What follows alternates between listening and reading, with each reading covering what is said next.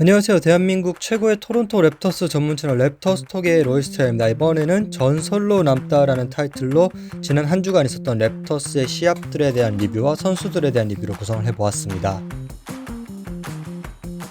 현지 시각으로 11월 2일 드디어 구단 첫 영구 결번인 빈스 카터의 영구 결번식이 치러졌습니다. 빈스 카터가 보인 진정성 있는 모습에 팬들과 구단 역시도 많은 감동을 받았습니다. 이번 주에 랩터스는 두 번의 연장 승부를 치렀었는데요. 다행히 마지막 경기였던 킹스전을 이기면서 이번 주를 전패로 끝내지는 않았습니다. 사실 이번 주 경기를 보면서 많은 감정들이 교차했습니다. 대부분이 만족스럽지 못한 경기들이 많았기 때문에 기분이 좋지 않았는데, 그래도 이 빈스 카터의 영구 결번식이 있었던 경기에 승리를 거두면서 좀 마음을 누그러뜨릴 수 있었습니다. 지난주 첫 번째 경기는 덴버 너겟츠와의 경기였습니다. 연장 접전 끝 아쉬운 패배를 당했습니다. 하지만 이 패배 속에서도 좋은 모습을 보여줬기 때문에 어느 정도 괜찮은 경기였다고 말씀드릴 수 있겠습니다. 이날 RJ 베럿은 오랜만에 부상으로부터 복귀하면서 20득점 5리바운드를 보여주면서 부상 공백 따위 없이 굉장히 좋은 플레이어라는 것을 다시 한번 증명해냈습니다. 승리를 거두지 못한 것은 굉장히 아쉽지만 그래도 볼만한 경기였습니다. 이날 랩터스의 에이스 스카티 반즈는 21득점 12리바운드 9어시스트 5스틸로 트리플 더블에 가까운 활약을 보여줬으나 4쿼터 막판 요키치와 리바운드 경합 도중에 얼굴을 맞으면서 라커룸으로 들어갔고 복귀하지 못했습니다. 그리고 승리와 패배는 정말로 한 끗 차이인 게 4쿼터 막판에 오차이 악바지와 데비온 미첼이 프리스로 하나씩 놓쳤는데요. 그러면서 상대편의 저멀 머레이가 클러치샷을 성공시키면서 연장전에 가게 되었습니다. 이 승리와 패배의 미묘한 차이에 대해서 랩터스는 이번 경기를 통해서 배우지 않았나 싶습니다. 네, 막판에 분전하면서 40득점을 기록한 요키치나 부진 했으나 클러치샷을 성공시킨 머레이 등을 보면서 랩터스가 승리를 위해서는 무엇이 필요한지에 대해서 좀 배웠던 경기가 되지 않았나 싶습니다. 이어진 샬럿 호네츠와의 경기, 분위기 반전을 위해서는 꼭 이겨야 했던 샬럿과의 경기였지만 아쉽게도 패배하고 말았습니다. 반지가 없었다지만 샬럿에서는 전 이겨줄 수 있을 줄 알았는데 좀 많이 아쉬웠습니다. 138대 133 많은 점수가 나왔던 경기였지만 두 팀 모두 수비력이 굉장히 좋지 않았습니다. 그랬기 때문에 다득점 경기에도 불구하고 그다지 재미있었던 경기는 아니었습니다. 제가 샬럿은 이겨야 한다라고 말하는 것들이 샬럿 팬들 들으시기에는 좀 기분이 안 좋으실 수도 있을 것 같은데, 샬럿 역시도 스카티 반지가 없는 랩터스는 홈에서 잡아야 된다라고 아마 생각하셨을 것 같아요. 아마 똑같을 겁니다, 서로. 이날 RJ 베럿은 30득점을 거뒀고 데비언 미첼과 야콥 퍼틀은 각각 어시스트와 리바운드를 동반한 더블 더블을 거뒀습니다. 하지만 말씀드렸다시피 샬럿이 수비가 약하기로 좀 리그에서 알려진 팀이라서 그닥 기쁘지만은 않았습니다. 그리고 그레이디 딕 다시 한번 30득점을 거두면서 커리어 하이를 갱신했습니다. 물론 야투율도 좋았고 3스틸 역시 곁들이면서 공수 겸장의 모습을 조금씩 보여주고 있습니다. 덴버와의 시합을 졌지만 잘 싸운 경기라고 제가 평가를 드리자면 이거는 그냥 좀 지루하고 루즈했던 경기였습니다. 이어진 레이커스와의 경기, 진지하게 전반전 너무 경기력이 좋지 않았습니다.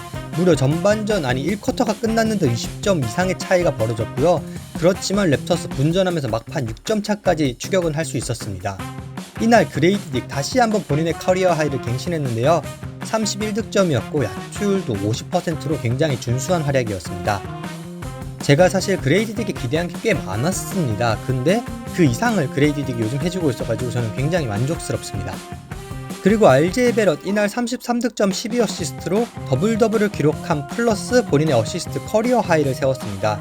이렇게 그레이디 딕과 RJ 베럿이 각각 30득점 이상을 넣어준 것은 두 경기 연속이고 이러한 기록은 팀 프랜차이즈 사상 최초라고 합니다.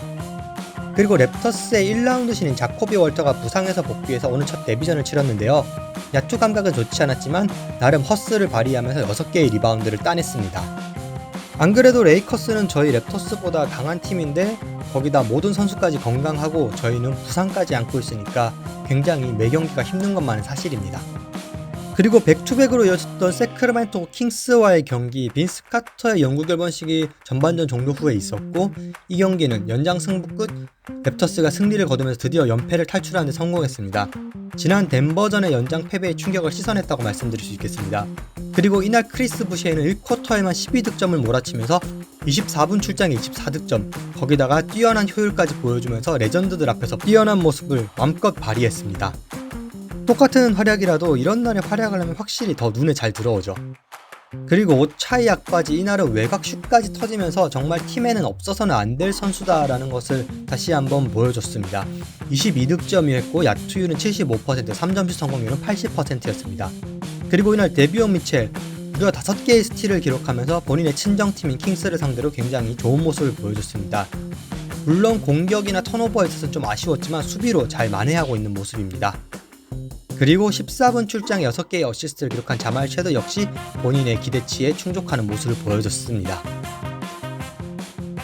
이번 주 첫 번째로 리뷰할 선수는 RJ 베럿입니다. 지난 시즌 트레이드를 통해서 랩터스로 이적한 이후 다시 한번 성장세를 보여주면서 굉장히 뛰어난 선수로 도약하고 있는데요. 현재 표본이 적기는 하지만 평균 28.8득점에 7.3어시스트를 기록 중입니다. 그리고 포인트 가드의 연습을 하고 있다는 말을 다르코 라이코비치 감독이 했었는데 허언이 아니었습니다. 지난 레이커스전에서 12개의 어시스트를 기록하면서 본인의 커리어 하이를 갱신했고요. 반지가 부상으로 빠진 팀의 대위기인 상황에서 열심히 팀의 보탬이 되어주고 있습니다.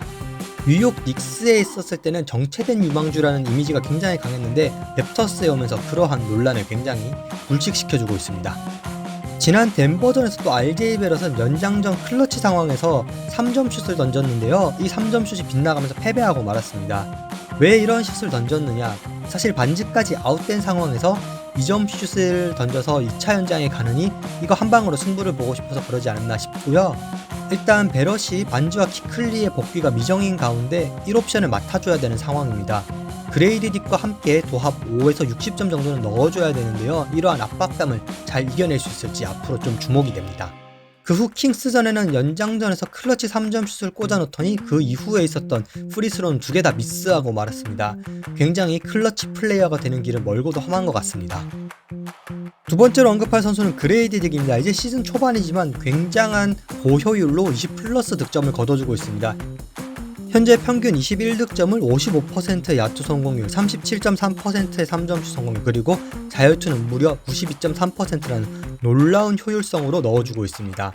공격은 제가 여러 번 말씀드렸기 때문에 이번에 언급을 하지 않으려 하고요. 수비에 대해서 이야기를 하고 싶은데요. 수비에서도 굉장히 일치월장하고 있습니다. 활동량을 운동 능력이라고 본다면 그레이디 딕은 굉장히 운동 능력이 뛰어난 선수입니다. 그만큼 활동량도 많고 센스까지 겸비한 터라 지금은 평균 1.1개의 스틸을 기록하는 등 수비에 있어서도 좋은 모습 보여주고 있습니다. 네, 외모만 보면 진짜 누가 농구 선수라고 생각하겠습니까? 그치만 과감하게 3점 슛을 넣으면서 안으로 돌파하는 모습 보면 굉장히 뛰어난 선수라는 건 누구나 알 수 있습니다. 마지막으로 언급할 선수는 야콥 퍼틀입니다. 시즌 평균 14.4득점에 12리바운드를 기록 중입니다. 야콥 퍼틀은 흔히들 스탯 이상의 것을 해주는 선수다라고 이야기하는데요. 지금은 스탯도 이렇게 훌륭하게 뽑아주고 있습니다. 라이코비치 감독이 야콥 퍼틀을 굉장히 좋아하는데요. 사실 누구라도 야콥 퍼틀은 좋아할 수밖에 없습니다. 랩터스 내에서도 수비의 핵이자 리바운드를 맡아주고 있고 패스에서는 링커와 스크린을 해주고 있고 또 리더십까지 갖춘 만능 선수인데요. 아직 표본이 작기는 하지만 자유투까지 20% 이상 향상된 모습을 보여주고 있습니다. 그리고 요즘 보면 야콥 퍼틀이 많이 이마가 전진하고 있더라고요. 농구 능력과 맞바꾼 것 같아서 응원합니다. 기타 뉴스입니다. 스카티 반즈 지난 경기에서 요키치와의 리바운드 경합 도중 얼굴을 다치고 말았는데요. 안화골절이라고 합니다. 그렇기 때문에 최소 3주는 복귀가 힘들 전망이라고 하네요. 그리고 등 부상으로 현재 켈리 올리닉은 결장을 하고 있는데 복귀까지는 상당한 시일이 걸릴 예정이라고 합니다. 네, 이제 켈리 올리닉 같은 경우 2년 계약인데 이 까딱하면 이제 이번 시즌 절반은 통으로 날리는 게 아닐지 좀 걱정이 되고 있습니다. 또 당연한 이야기겠지만 랩터스가 오차이 약바지의 4년차 그레이디 딕의 3년차 팀옵션을 발동했습니다. 지금 랩터스가 부상 선수가 많음에도 이 정도라도 할 수 있는 거는 이 두 선수 덕분입니다. 그리고 랩터스와의 재계약이 불발되면서 미러키 벅스로 베테랑 미니멈으로 갔던 게리 트렌트 주니어 어느 정도는 사실 예상했지만 바닥을 찍고 있습니다. 평균 10.0득점도 하지 못하고 윈시어는 마이너스인 엄청난 상황이고요. 미러키 역시 1승 5패로 바닥을 찍고 있는 상황입니다. 윈쉐어가 마이너스라는 거는 안 나와야 팀에 도움이 된다는 그런 이야기죠. 마지막으로 다음 주 안내입니다. 랩터스 벌써 큰 위기가 찾아왔습니다. 2승 5패로 흔들리는 스타트를 지금 하고 있는 랩터스인데 다음 주는 서부 원정을 떠납니다. 세크라멘토 킹스, 덴버 너게츠, 클리퍼스 등 강팀들이기 때문에 이 서부 원정에서 1승이라도 챙길 수 있을지 많이 걱정이 됩니다. 사실 부진한 스타트인 건 맞습니다. 그렇지만 70경기 이상 남았기 때문에 랩터스는 그래도 최대한 승률을 유지하면서 반지와 키플리가 돌아와서 완전체가 되는 모습을 그때까지 좀 버텨야 될 것 같습니다. 제가 많이 부정적인 코멘트를 남기긴 했지만 그래도 팬인 마음으로서 팀이 잘해주길 바라는 마음이 어디 가겠습니까? 열심히 해주길 바랍니다. 이번 시간 제가 준비한 자료 여기까지입니다. 좋아요, 구독, 댓글 모두 감사드리고 있고요. 다음 시간에 좀 더 재미난 자료로 여러분들 찾아뵐 수 있도록 노력하겠습니다. 감사합니다.